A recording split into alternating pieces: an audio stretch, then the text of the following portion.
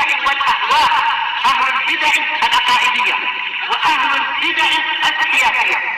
نقول بيننا وبينكم السلف، بيننا وبينكم الكتب، كان فيقول البدع بيننا وبينكم. Bismillahirrahmanirrahim. Alhamdulillahirabbil alamin. Asyhadu an la ilaha illallah wahdahu la syarikalah wa asyhadu anna Muhammadan abduhu wa rasuluh. Allahumma shalli ala Muhammadin abdika wa rasulik wa ala alihi wa ashabihi ajmain, amma ba'd. Kita lanjutkan pembahasan dari Tawdihul Ahkam di bagian Kitabus Shiyam karya Syekh Abdullah Al-Bassam rahimahullahu ta'ala, masih di muka surat 480. Qal khilaful ulama, perselisihan para ulama terkait dengan masalah hadis puasa wisol. Syarah dari hadis puasa wisol. Ikhtalafal ulama fi at-ta'ami wasyarabil madhkuraini fil hadis. Para ulama berselisih pendapat tentang makanan dan minuman yang disebutkan oleh Nabi di hadis tersebut, hadis larangan berpuasa wisol itu. Ala qaulain, menjadi dua pendapat. Ahaduhuma annahu ta'amun wa syarabun hissi. Bahwasanya makanan dan minuman tadi adalah bersifat fisikal, yaitu Allah terus-menerus memberikan makanan dan minuman kepada Nabi secara hakiki. Tamassukan bilafdzil hadis. Karena apa? Berpegang dengan lafaz hadisnya, pendapat pertama ini. Wasani, pendapat kedua, annahu ma yufidu ala qalbihi sallallahu alaihi wasallam min ladzizil munajat wal ma'arif, sesuatu yang meluap kepada jantung Nabi sallallahu alaihi wasallam yang berupa lezatnya munajat, berbisik-bisik dengan Allah, dan lezatnya pengetahuan tentang Allah. Fa inna tawarud hadhil ma'anil jalilati 'alal qalb, karena sesungguhnya berdatangannya makna-makna yang agung ini kepada jantung, tashghaluhu 'ani ta'ami wasyarab, akan menyibukkan dia dari makanan dan minuman, fayastaghni anhuma, sehingga jantung merasa tidak perlu dari makanan dan minuman tadi. Fa dhahaba ila, kemudian walau kana ta'aman hissiyan, seandainya makanannya, demikian pula minumannya itu bersifat fisikal, lam yakun muwasilan, niscaya Nabi tidak dikatakan melakukan wisol, berarti Nabi sudah berbuka puasa itu. Walam yakul lastu kahayatikum, dan niscaya Nabi tidak mengatakan aku tidak seperti keadaan kalian, karena kenyataannya Nabi malah makan dan minum, cuma dari Allah langsung, bukan dari dimasakkan oleh istri atau dihadiahi oleh tetangga dan semacamnya. Tayyib, wa hadza arjahul aqwa, arjahul qaulain. Ini adalah pendapat yang paling kuat. Wa qad basatal qaula fihi Ibnul Qayyim fi Zadil Ma'ad. Al-Imam Ibnul Qayyim dalam Zadul Ma'ad telah menjabarkan pembahasan tentang ini. Demikian pula saudara seperguruan beliau, yaitu Imam Ibnu Katsir rahimahullahu taala, di dalam tafsir surat Al-Baqarah. Wa ikhtalafu fi hukmil wisal ala salasati aqwal. Mereka berselisih pendapat tentang hukum wisal menjadi tiga pendapat.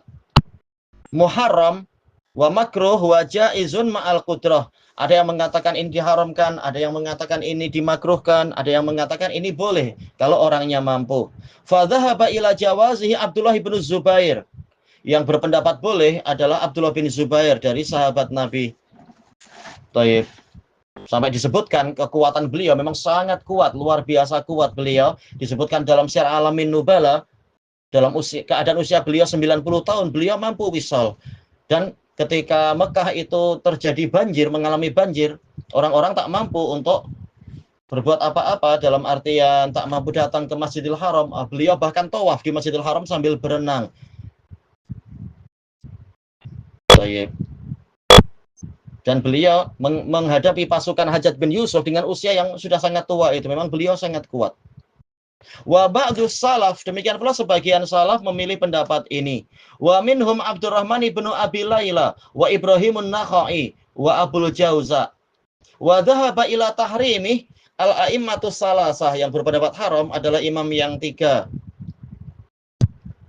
Bahwa alam imam yang tiga itu siapa saja, tidak diperinci di sini.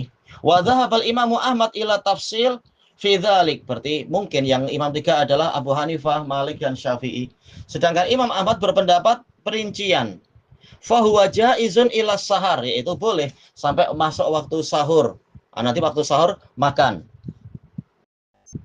Ma'annal aula tarkuh, walaupun yang lebih utama adalah meninggalkan itu.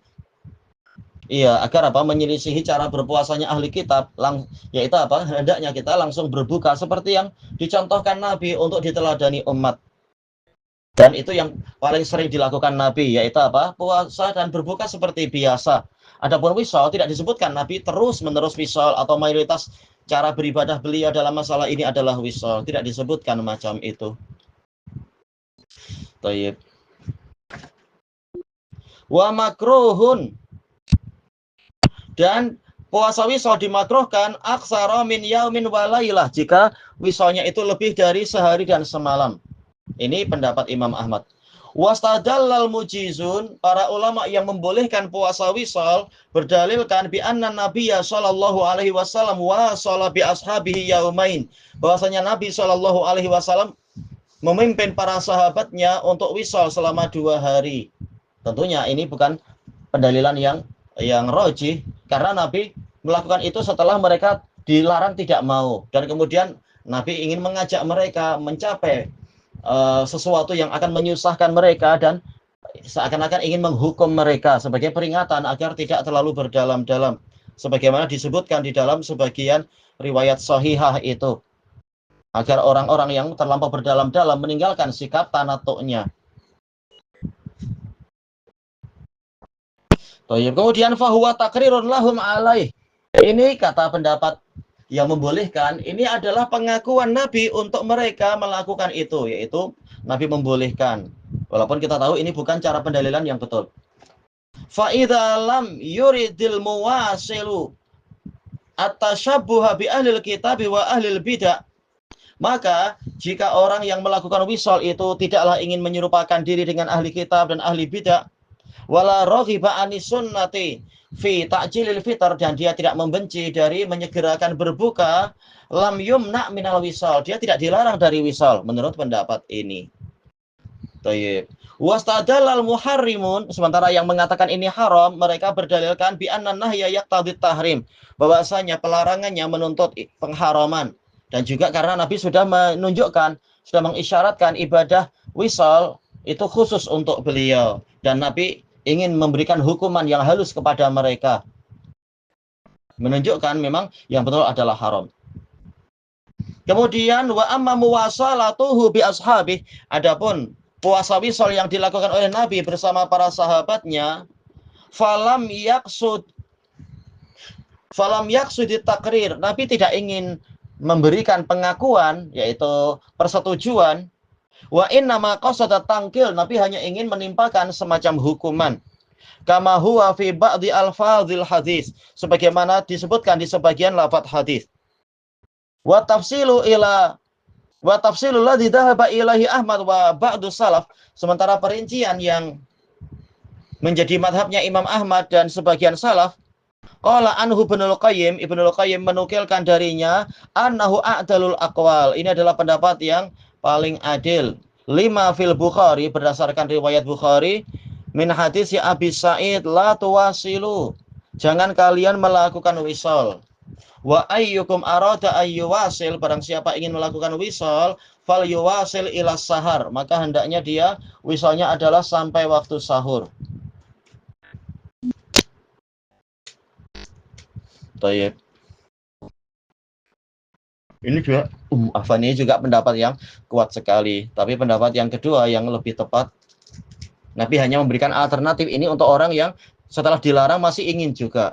Karena asal hadisnya melarang, dan juga dalil yang lain telah menunjukkan pelarangan, menunjukkan itu kekhususan Nabi. Awal hadis Abi Sa'id pelarangan la tuwasilu, tapi ma'ruf dalam hadis yang lain sebagian sahabat masih terus ingin wisol. Nabi berikan alternatif, yang ingin wisol hendaknya wisol sampai sahur saja. Bukan berarti inilah yang baik, tapi jelas kalam Imam Ahmad kuat sekali, yaitu meninggalkan ini lebih baik. Tayyib. Sekarang kita masuk ke muka surat 482. Qala al-Hafidz Ibnu Hajar rahimahullahu taala, al-hadisul hadi wal khamsun ba'da khamsimi'ah 551. Wa an Abi Hurairah radhiyallahu anhu qala Rasulullah sallallahu alaihi wasallam, "Man lam yada' qaula zur wal amala bihi wal jahl."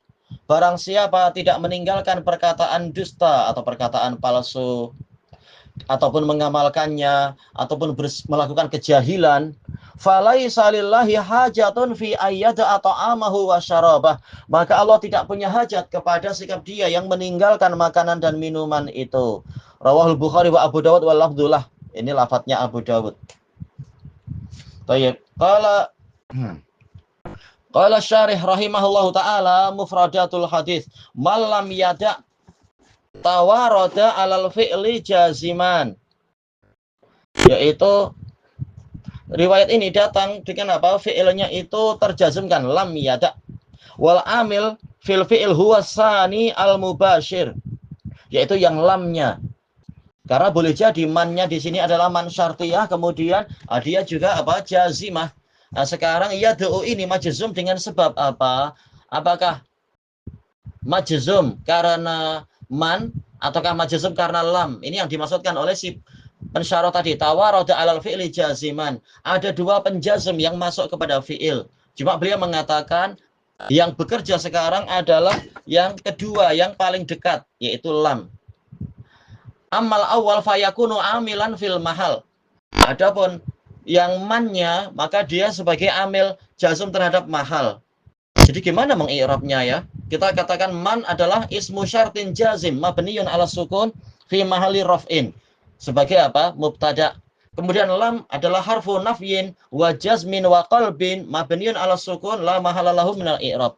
Kemudian yada fi'lun mudhari'un majzumun bilam wa alamatu jazmihi adalah as-sukun. Dari apa? Wada'a yada'u.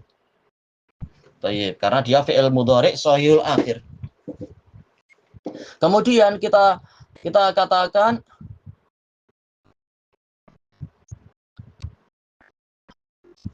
adapun jumlah syartiyah ini, yaitu jumlah syartiyah adalah fi'il mudhari' dengan fa'ilnya, yaitu huwa fi mahalli jazmin, yaitu disebabkan oleh man syartiyah. Dohirnya seperti itu. Kemudian yada min wada'tuhu wa ada'uhu wada'an. Ya wada'a yada'u wada'an ay taraktuhu. Taraka yatruku tarkan. Wa aslul mudhari al-kasr. Berarti apa? Wada'a asal dari mudhari adalah kasrah. Maksudnya kasrahnya yang mana? Dohirnya adalah wada'a yadi'u gitu ya. Wa min samma hudhifatil waw. Wada'a yaudi'u asalnya, fa'ala yaf'ilu. Seperti kanaza yaknizu. Wada'a yaudi'u. Kemudian jadi yadi'u. Berarti seperti itu kah? Asal mudhari'nya kasar. Tapi tidak sesuai dengan qiraah yang ma'rufah tadi yang di hadapan kita. Malam yada' wada'a yada'u. Bukan yadi'u. Tapi mungkin kata beliau asalnya dulu-dulunya dia di kasrah mungkin. Summa futiha aywa. Kemudian barulah dia di fathah limakani harfil khalq, karena ada posisi huruf khalqi, yaitu apa? Ain. Yaitu dia lebih dekat dengan fathah, bukan wada'a yadi'u tapi yada'u. Kemudian qala ba'dul mutaqaddimin inna wada'a minal af'alil lati amatatil arabu madhi. Wada'a termasuk dari fi'il-fi'il yang orang Arab mematikan fi'il madhinya. Ya, yang sering dipakai adalah apa? Fi'il mudhari' dan fi'il amr. Da' ma yaribuka. Baik, malam yada'. Fi'il madhinya boleh dikatakan sangat jarang didengar atau bahkan apa? Tak didengar. Fala ya'ti illa amran wa mudhari'an, maka tidak datang pola ini kecuali dengan bentuk fi'il amr dan fi'il mudhari'. Wal makna lam yatruk. Wal haqqu anna madhihi lam yamut. Kata beliau, sebenarnya fi'il madhinya tidak sampai mati. Iya, cuma sangat jarang, bukan betul-betul tidak ada, tapi sangat jarang.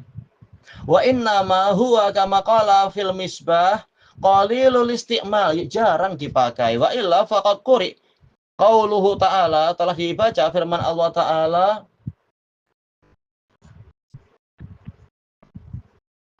ma wada'aka rabbuka, bitakhfif. Kalau kira kita kan ma wada'aka. Taib.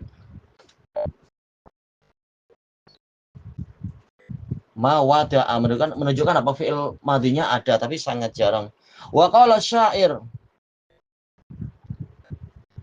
ghalabahu fil hubbi hatta wada'ahu bitakhfif. Dia mengalahkannya di dalam kecintaan sehingga meninggalkannya.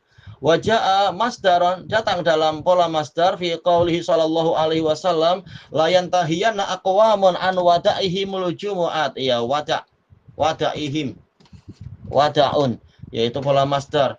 Hendaknya sungguh hendaknya beberapa orang itu meninggalkan berhenti dari sikap mereka yang meninggalkan sholat Jumat. Diriwayatkan oleh Imam Muslim. Kemudian az-zur bi dhammi zai wa sukunil waw akhiruhu ra muhmalah huwa kullu kalamin ma'ilin anil haq. Zur adalah setiap perkataan yang condong dari kebenaran. Berarti apa? Menuju kepada kebatilan. Sering dikatakan palsu, zur. Syahadatuz zur, yaitu persaksian palsu. Wa minhu al-kadzibu wal buhtan, dan darinya makna kedustaan dan kebohongan.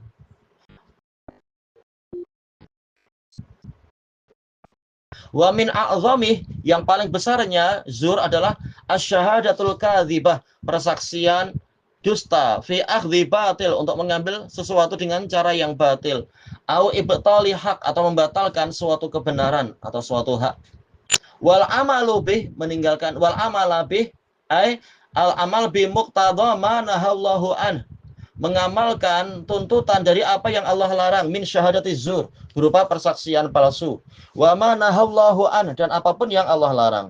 Kemudian al-jahl as-safah, ya, ketololan, kebangangan, min syatam wa sab, cacian, makian, wa qadhaf, yaitu apa?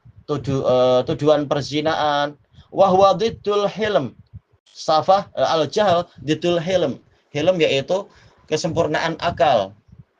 Terkadang hilm artinya kesabaran, yaitu adamul istiqjal bil intiqam, tidak tergesa-gesa di dalam menimpakan pembalasan. Ma yuqadu minal hadis, apa faedah yang diambil dari hadis ini? Al-ula qaulu zur huwa al-qaulul ma'ilu anil haqqi ilal batil, perkataan yang condong dari kebatilan, condong dari kebenaran menuju kepada kebatilan. Fayadkhulu fihi kullu kalamin muharram, maka masuk ke dalamnya setiap perkataan yang diharamkan, minal kadzibi wal ghibati wan namimah, berupa kedustaan, gunjingan, menjadi batu api, yaitu mengadu domba, wa syahadati zur, persaksian palsu, wasabi wasyatam, cacian dan makian, wa ghairi dzalik, dan yang selain itu. Yang kedua, faqulu qauli zurin fahuwa muharram, setiap perkataan yang palsu itu diharamkan fi kulli zamanin wa makan, di setiap masa dan tempat, dan juga di setiap syariat yang datang dari langit. Walakin ya'zumu wa yashtaddu ismu, akan tetapi menjadi besar dan menjadi parah dosanya idza kana fi zamanin fadil, jika terjadinya di waktu yang utama, ka Ramadan. Makanya disebutkan dalam hadis Abi Hurairah ini terkait dengan masalah puasa. Padahal kita tahu yang namanya melakukan kepalsuan, mengucapkan atau mengamalkan kepalsuan, demikian pula melakukan kebodohan, itu haram di sepanjang masa. Tapi kenapa Nabi SAW menyebutkan ini dalam pola puasa? Karena apa? Menunjukkan bahwasanya dosanya lebih besar di bulan puasa. Qal wa makanin fadil, dan tempat yang utama, kal haramain, seperti dua tempat suci. Wahalatin fadilah, dan situasi yang utama, kasyam, seperti masa puasa. Yang ketiga, amal jahl fahuwa diddul hilm, kebodohan di sini adalah lawan dari kesempurnaan akal. Minas safahi bil kalamil fahish, melakukan kebodohan dengan apa? Perkataan yang keji. Fahuwa aidan muharramun ala kulli hal, dalam segala keadaan dia itu diharamkan. wa hurmatuhu minas shaim a'zamu wa asyad, dan diharamkannya perkara tadi dari orang yang puasa itu lebih besar dan lebih parah. Yang keempat, an-nasiyam ma'a qauli zur, berpuasa disertai dengan ucapan yang palsu, wal jahl wasafah, kejahilan, kebodohan, naqisul makna, maka maknanya itu jadi kurang, makna puasanya kurang, dan qalilul ajr, pahalanya jadi sedikit. Li'annahu laisa shauman taman kamilan, karena puasa orang tadi bukanlah puasa yang lengkap dan sempurna. Walau kana kadzalik la sana sahibahu anil aqwalil muharramah. Seandainya puasanya sempurna dan lengkap, niscaya puasanya tadi melindungi pemiliknya dari perkataan-perkataan yang diharamkan, wa fudulil kalam, dan ucapan yang sia-sia. Yang kelima, qauluhu falaisa lillahi hajatun fi ayyada ta'amahu wa syarabah, dengan fi'il mudhari setelahnya fi ta'wilil masdar ay fi wada'ihi ta'ama wa syarab. Yuradu bihi bayanu idzamirtika biqauli zur. Yang dimaksudkan dengan kalimat ini adalah penjelasan tentang besarnya sikap melakukan perkataan palsu, wal jahl, dan melakukan kebodohan fi halis siyam, dalam situasi puasa. Wa illa, karena jika tidak demikian, fallahu ta'ala ghaniyun 'anil 'alamina wa a'malihim. Allah Ta'ala memang tidak memerlukan seluruh alam semesta dan amalan mereka. Jadi tak ada mafhumul mukhalafah. Kan di sini dikatakan barang siapa tidak meninggalkan perkataan palsu dan pengamalannya, dan melakukan, barang siapa tidak mau meninggalkan kejahilan, maka Allah tidak memerlukan puasa dia. Berarti kalau orangnya adalah orang yang jujur, yang baik, yang soleh, berarti Allah memerlukan puasa dia. Tidak demikian. Allah tidak perlu puasa kita dalam situasi apapun. Allah tidak memerlukan ibadah kita, dan seterusnya. Ma'ruf, dalil-dalil banyak sekali tentang masalah ini. Tapi ini menjelaskan betapa besarnya perbuatan buruk tadi jika dilakukan oleh orang yang puasa. Tayyib, ilahuna wallahu a'lam. Subhanakallahumma wa bihamdika la ilaha illa anta astaghfiruka wa atubu ilaik. Walhamdulillahi rabbil alamin. Jazakumullahu khairan.